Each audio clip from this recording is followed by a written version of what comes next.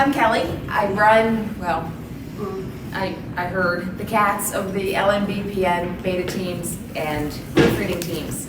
I also am a reader. I read a lot. Michael calls us whales, I call us krakens because we are more than probably 400 to 500 books a year. I know I am over 500. I may have hit that already. Well, it is November. Well, exactly. We're almost to the end. And go ahead. Oh, I'm Jim, and I am a retired psychologist. I have 22 years in the federal government, mostly with the Defense Department, and my background is survey research, and so I still do surveys now and again. I got involved in this thing because I've been a science fiction reader for 60 years, I guess, 60 years, maybe more, and have followed the science fiction roadmap, I guess, for all that time, and became very familiar with it. And when I ran across Michael's books, I sent him a note and pointed out some things that I thought were interesting and wrong. And he said, "You're just the guy we need for this team we're putting together to do sort of checking at the last minute." And so that's how I got involved 4 years ago and been with it ever since. Hi, I'm Erika Everest. I started with the LMBPN JIT team. So just for those of you who aren't familiar with the acronyms, LMBPN is Michelangelo's publishing company, which he spoke about at the keynote yesterday. And JIT stands for Just in Time. This John will be defining. And Erika, since you have an audience, tell them what LMBPN stands for, because everybody's been asking me during the conference. London, Milan, Barcelona, Paris, New York. Do not believe Michael if he says Madrid, because he has gotten it wrong, and I have Judith's confirmation on that. We thought about this in 2019. And what are those cities for? They are the fashion capitals of the world, or they were in around 2014, 2015, when he set up the website for his wife. And then he thought, when he set up a publishing company, hey, I've already got a domain registered, I'll just use that, and stole her website. And it has become his publishing company. So that's where the name started from. But in terms of why I'm here, I started off doing proofreading. I then went on to doing beta reading, and we'll talk about the difference between those things. I've worked on some editing, first pass editing with Glynn, who's chief of the LMBPN. Then outside of LMBPN, I've done beta reading and proofreading for others across a couple of genres. My preferred genres are romance and fantasy. I'm not a big science fiction reader, so kind of not quite sure how I ended up here, but it started off as urban fantasy, then took a left. And I'm also an author, but that came later. So John Ashmore, I'm a member of Craig's insider team, as are Kelly and Jim, and Nikki, who is here in the audience with us. Word to the wise, don't suggest a panel topic to Craig unless you're going to shepherd that panel. So I'm an alpha reader, a beta reader, a proofreader, and an ARC reader. And so we'll be starting off with definitions. So make sure we're all hopefully talking about the same sorts of things before we get into more depth on beta reading and proofreading. So in terms of definitions, why don't we start off with Erika and alpha readers? Sure. So alpha, being the first out of the alphabet, is the first person who reads your book. So beta readers, we'll talk about in a moment, are at the next step. Alpha readers come first. It's a mistake I see a lot of the times when people pick an alpha reader, they pick a critique partner. That's not who you need to be your alpha reader. The alpha reader is the first person you're trusting with this fragment of your soul and you're handing it over. You don't need an editor. You don't need a critical voice. You need an honest friend who has your best interest at heart, who wants you to succeed, but who isn't going to blow smoke up your ass and tell you, oh yeah, it's wonderful, if there are obvious flaws that are going to cause you trouble later on. but that you know that even if they say something, this doesn't really work for me, that they're saying it not to put you down, but because they know that you can do better and they want that best for you. If you have a family member, a spouse, a parent,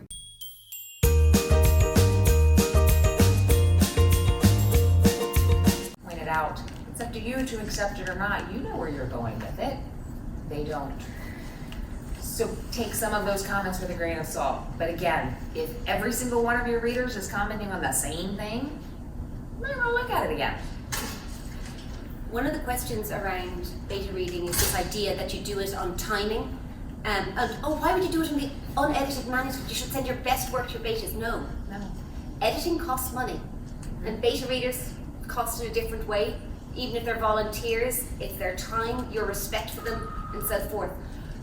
But if you have to rewrite a chunk of your manuscript because the beta readers pointed out there's a continuity issue, then you have to go through the editing process all over again. Get the story right first, then polish up the words. So beta comes before editing, and then after editing comes proofreading. Right. So Proofreading. I get to talk about proofreading, which is my weakest skill. After the editor has corrected, Lynn, thousands of typos and grammos and... I think my record is 24,000 in a 70K manuscript. Yeah. Then we have this other group, which is divided by genre, by the way, or source. Really, we have the main sequence of books that Michael started, and then we have some ancillary stories, other series. We get to, just in time, take a look at the finished edited manuscript to see if there's anything that got skipped or dropped. Sometimes names are spelled wrong, and quite frankly, the biggest problem that I see is that when a book has been dictated, Yes. okay, sometimes we get words that sound right but aren't the right words, and you have to be aware of that and catch it. And so we have a lot of wrong words. And then sometimes there are better vocabulary choices for a word that may be slightly misused. And so we try to catch those. Then there are others on our team that will catch commas and quotation marks and open quotes and things like that that are critical at the last minute. And so together as a team, I think we do a really good job of producing a polished product at the end before we hit publish. So, Jeff, what do you see as the differences Glynn has a between? question. It's John's question. Yeah. What do you see as the differences between proofreading and beta reading? Okay. If you want to look at it, proofreading is taking a very detailed, down-to-earth approach, sentence by sentence. It's like copywriting, I would guess. Copy editing, maybe? Copy editing. I'm old. Anyway, so it's like copy editing. It's checking the final. Beta reading is really, I would say, like a 10,000-foot view. It's looking at the overall approach, the flow, the pace, The characters. Are they the likable? characters, the Even the bad interaction, ones? the dynamics, and all that sort of thing. When I beta read for feel. Okay, that's the psychologist in me coming out. But if this makes me angry, or if this makes me happy, or if I get a positive sensory response, positive hit, yes. Well, I was just saying, for an example, I'm just trying to understand this, is like saying, if you read a book and all of a sudden you're just hearing, he said, she said, he said, she said, he said, she said.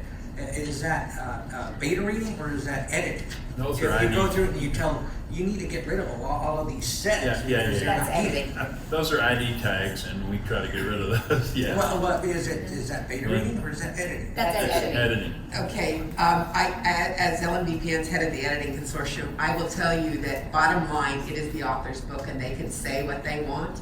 And there are authors who think that set is neutral and they will fight you every step of the way if you try to replace set or remove set.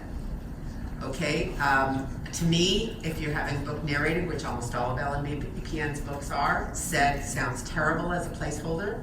It certainly doesn't need to be after a line of dialogue, but there are authors who will fight you to the death to keep set in there. I think as a quick summation, beta reading is about the story, proofreading is about the writing. And I mean that at the That's most good. technical level of, are the words correct? Are the punctuations in the right place? Not, could you have written it better? But if this is the way you want to say it, have you done so correctly? And that is maybe the difference. And somewhere in between that is editing, which is how can we make what you want to say a better way of saying it? That's the editor's role. It's not, beta and proofreading are either side of that for very different purposes. So understanding those differences, I think, helps in terms of understanding what you're asking somebody to do for you, because we use the terms a lot interchangeably, and I think arc reading is probably the number one misunderstood term in this context. Speaking of which, maybe I'll confuse it further. So ARC reading, advanced reader guide. So that's my definition. I'm an ARC team member, and one of the purposes of ARC reading is to prime the pump. So basically, get your book, get your manuscript out there in front of a group of, hopefully, very favorable readers, so that when launch day comes around, they will have read the book, they'll have their reviews ready to go, and they will post those reviews. So you will have a nice, healthy number of very positive reviews from the get-go. It's also called the street team. Now, that's typically what's done. But there is also another purpose for ARC teams, specifically the one that I'm on. It's the last line of defense. And so we also happen to be proofreaders. And so this is a manuscript that's gone through the process, it's been edited, it's been professionally proofread. That doesn't mean it's perfect. So there are still things that, we catch. And so the ARC team is the safety net for that particular author and the way that they run their ARC team. So there's a lot of different things that you can do with those. But the ARC team is the last group of people that will see that manuscript before it gets published on Amazon. I think he was first. Regarding the ARC team, they have to purchase the book through Amazon to actually leave the review? No. Oh, really? Yep. So, because on one of the sessions they said they put the paperback available, but that's it. That way they can, I guess. No, the paperback needs to be available so that there is a place to leave reviews. You can't leave a review on a product that doesn't exist. Okay, right. So If you have a paperback that is live, you can leave a review on it. It will be linked to the ebook, even though the ebook is still in pre-order and thus not live and unable to receive reviews. That way you'll have reviews on the paperback, even though you read an electronic copy. So when the ebook launches, those reviews are available too and your social proof is present. That's the idea of printing or publishing the paperback early. You do not need to purchase. If you purchase on Amazon, you get the tag verified purchase. However, if you read in KU, you do not get any tag that says that you actually read the book. So these tags, while they give some legitimacy, it doesn't mean that if you don't have it, your review is not legitimate. Nor is it taken that way because there's no way of verified reader in a KU sense. Actually, there is. Since when? I'm a member of KU. I post reviews, and I'm listed as verified purchaser. Yeah, if you rent, if Has that you borrow it changed? on KU, it comes with a verified purchase after, because that was about a year ago. Oh, Yeah. apologies. Thank you for that But- clarification. But you need to go through to the back of the book Correct. and make sure that all of the pages have been turned when you submit that review. The other purpose of that is to make sure the author gets credit for all of the page counts. So If I otherwise. could jump in real quick and then we'll get to you in a second and you'll be next.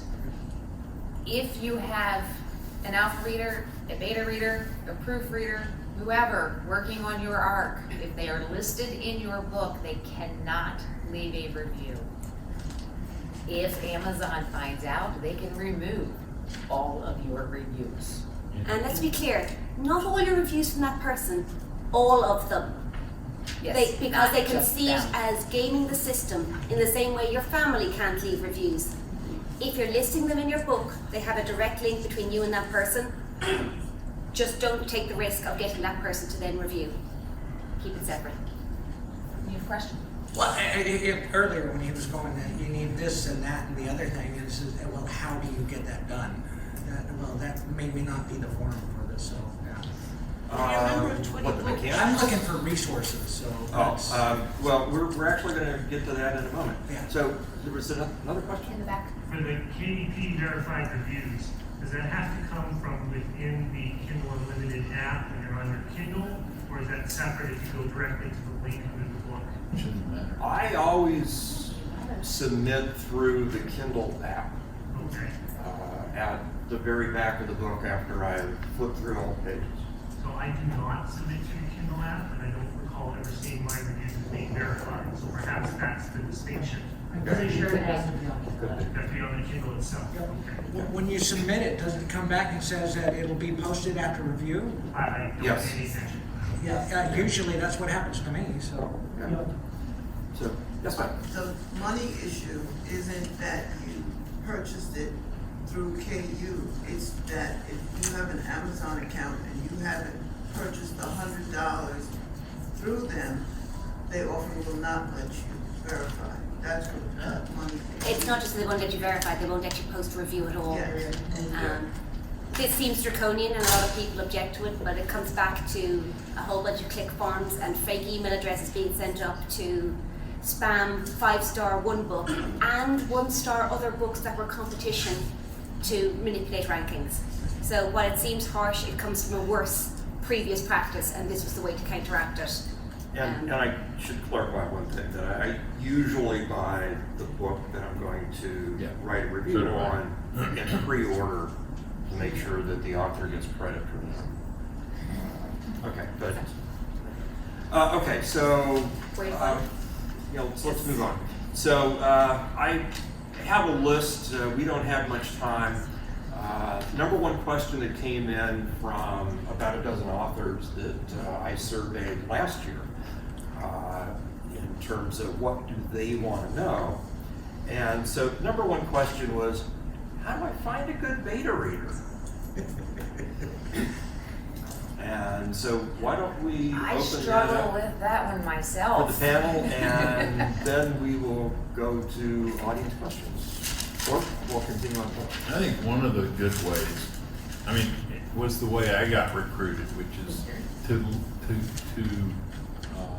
look at the email and comments on your Facebook page that you get from readers who point out things that should have been done or might have been done or could have been done, and recruit them for your beta team. You do not want your super fans. What? No, you do not want No, your you super don't want fans. your super fans because they're going to want to keep you happy. They don't want to help you write a better book. There are some super fans who will just want you to write the best book possible, and those people are gold dust. They're probably your alpha readers because they're the people who have your best interest at heart and want an excellent book.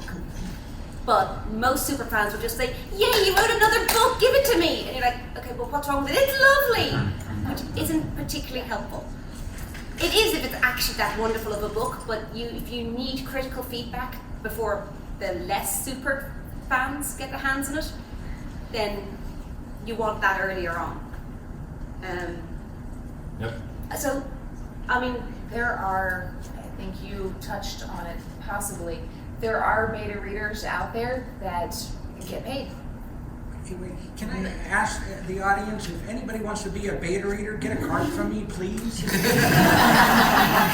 not other authors. What? Not other authors. They said other authors make bad beta readers. You know what though, I can be a beta reader and I can be an alpha reader. I know where my line, whatever they want, I can be either one. But it's sometimes other authors that I've dealt with are not good, yes. So. yeah. We've got a couple of questions from the audience. Yes.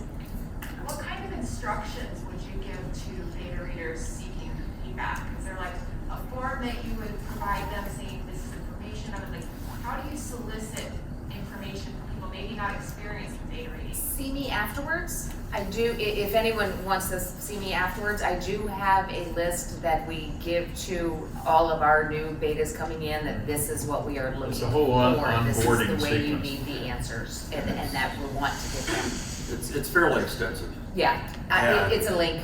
I'll send it to you. I See would me afterwards. also add, it depends on how well you know your beta readers.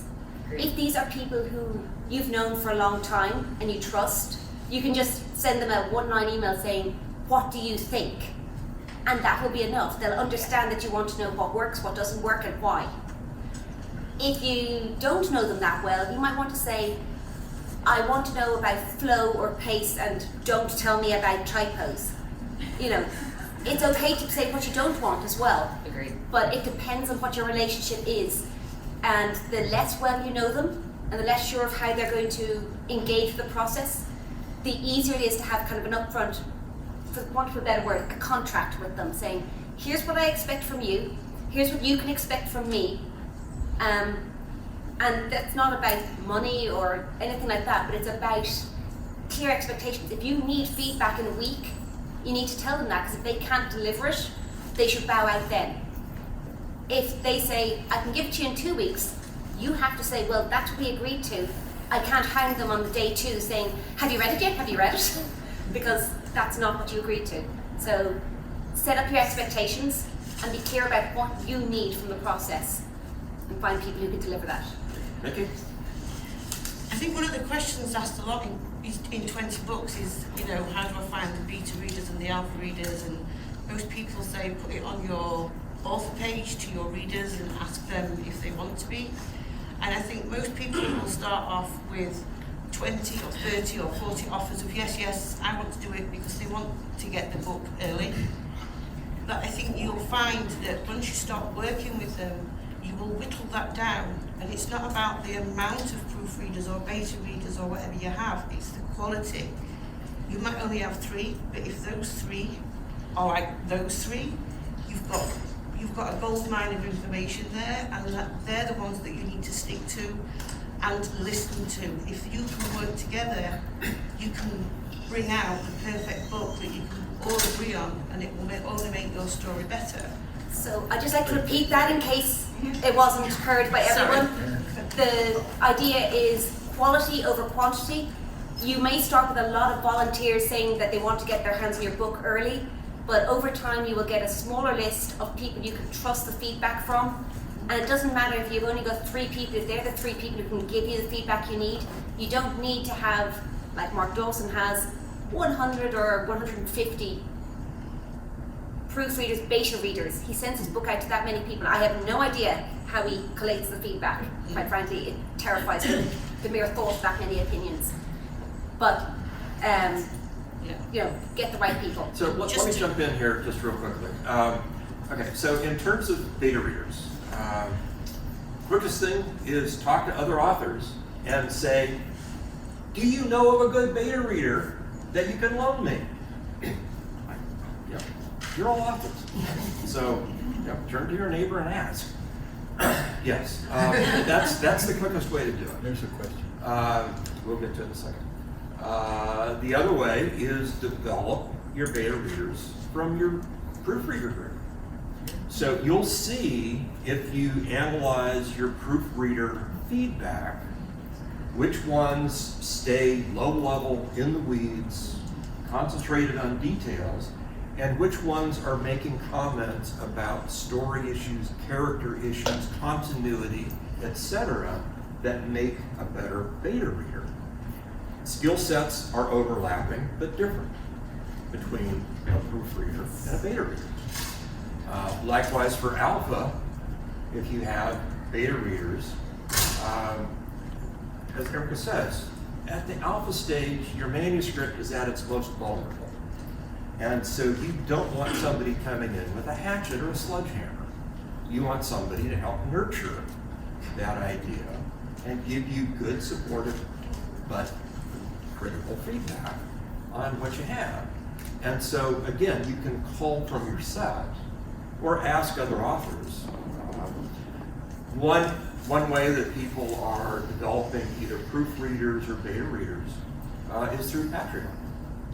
So, do you have people that are basically paying you to have access to your book early? And,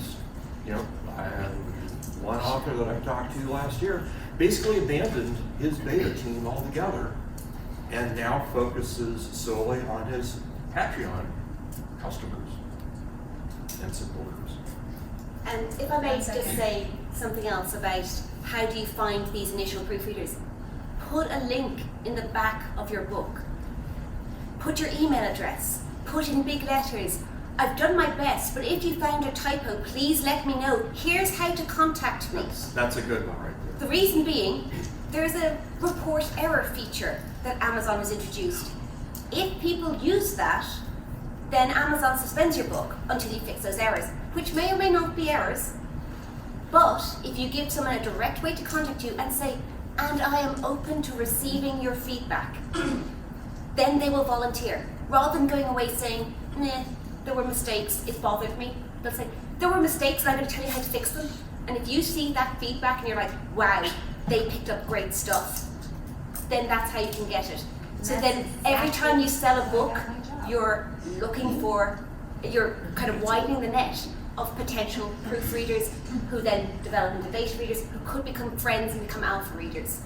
So that's one way of getting in low level. The other way is reader groups. I mean, the clue is in the name. They are beta readers, and you want them to know the genre because there are things that will be different, and what's okay here doesn't really work over here. If they know the genre, be part of a reader group. There are loads of genre-specific reader groups. Engage as a reader. Talk about the things that bug you in your genre. Also, those are great things for your newsletter. If you want to build for commenting on your own Facebook page, if you're trying to build a following and engagement, be a reader. Talk about that. You connect with other readers, and then at some point you get to say to the mods, if there's a self-promo Saturday, can I put out a call for beta readers? I've got my latest book, is anybody interested? Maybe you offer them an ARC copy and you're looking for them to do reviews, but if they come back and mention, by the way, there are also some typos and things you might want to fix, thank you for letting me know, would you like to be a proofreader and join my proofreading team? It's be friendly, be open to it, and always be on the lookout for, you probably know the people who could be your beta readers already, because we are in that circle. You just need to open your eyes and look around and see them in that way. For those of you that were at the ARC discussion yesterday, that was how people got ARC readers and developed their teams. They basically put a link in the back of their book, maybe not every one, but they put a link that people could follow it up and contact the author and then start a conversation. It is easier to get ARC readers because people like full books. They won't all review them, but they'll take them. And TikTok is becoming very popular as a way to say, hey, there's a book, do you want it? So go to some of the TikTok presentations that they might give you a way to reach new readers to get them in at the far end of the funnel so you can bring them back. Lucy had a question. You had a question? I have a question. Yes. How do you guys deliver your ARCs? I know they're electronic, but do you use email, use book funnels, how do you actually get them to readers? I'll take that one. ARC? LMBPN does not have ARC team. Okay. So the ARCs I'm involved in book funnel primarily. Okay. But in terms of manuscripts, it's split between emailing a Word document or going through book funnel and getting a Kindle document. It really comes down again to the author and what your needs are. You know, what feedback source is the best for you in your workflow? You know, is it going through comments on a Word document, or is it going through the notes, you know, in a Kindle document? Yes. So for those more paranoid among us, how do you vet a beta reader? How are you sure that this person is legit and that they're going to like do the work for you and not, for example, upload your book on a pirated website? Yeah, that's one of the reasons I wouldn't basically go with a stranger off the street, personally. Can I add something to that, John? Sure. One of the things that we found in the beginning. Thank you. One of the things that we found in the beginning when we were first starting is rather than offering someone you don't know a full book, is maybe giving them a reader magnet on BookFunnel and asking something that you've deliberately made up that does need work on it, and ask them to give you feedback on that first. It's kind of a test, but you're not giving them a full manuscript that they could upload to anywhere else. Let me add to that real quick. BookFunnel now has a way, if you require their email address, that they have to send it to you, you can track the copies. Yeah. It cannot be uploaded without you knowing exactly who did it. Oh, good. Yeah. And just to finish what I was saying earlier. Does this cost money?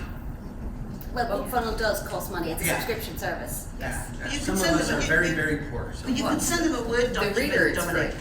For the author side, no. You can send them $20 a a year. Word document even, Yeah. with a small reader magnet in it. But just to clarify what I was saying earlier, is if you do get that small group of people, respect them, take care of them, because they are your gold mine to. So I think that's part of the reason why go to a fellow author, somebody you trust, and ask them if you can, you know, borrow one of their beta readers to get you started, get your team up and running, because there should be some trust at that point. Likewise, developing beta readers from your proofreaders, your ARC readers. You're developing a rapport with those people. And they know other readers. So, Glynn? I just wanted to say, as the editor for LMBPN, we've put out well over 1,000 books in the last, well, since I joined them in May of 2017, and these people have been involved in every one of them. They are gold, they're platinum, they're whatever rare metal. If you think you don't need a beta team, you're probably wrong. If you don't think you need a proofreading team, you're probably wrong. They're going to make your books so much better. And an editor can't do it all, so you need these people. And I just, every day. And I send them cookies. So we're running out of time. I'd like to make just one comment, and then I think we're going to be out of time. We can stay in here for a little while and, you know, answer questions on an individual basis. But one comment. So we all know that you're great authors. The question is, are you great communicators? Does your team know what your expectations are? Do they know what feedback, content, and style works best for you, and what content and style doesn't work particularly well for you? Your team is there to make you as successful as you can possibly be, but they need to know what your needs are and need to know those needs clearly, and that comes back to communication. So talk to your teams, make sure that they know what your needs are, so they can provide you with the feedback that you need to be as successful as you can possibly be. So I think with that, we're just about out of time. One quick question. Do you recommend newsletter requests for beta readers? I just did that recently and had a bunch of volunteers. Yes, but I would recommend that you check them. Well, you can accept all of them, but if they're on your newsletter, they're probably, you've got some relationship with them already. But as we've talked about, these are positions of trust, so develop that trust with them so that you feel confident, you know, that they're the right people to give you feedback and that you should be listening to that feedback. and that they're not going to screw you over. Chances are your newsletter people are already in your good circle, so if they can give you good feedback, take it, absolutely. How do you recommend like vetting that though? Well, what we were discussing, give them a sample piece and say, what do you think? And if you know that there are issues with it, see what they tell you are the issues and come from that. So we're formally out of time. Thank you very much. Thank you.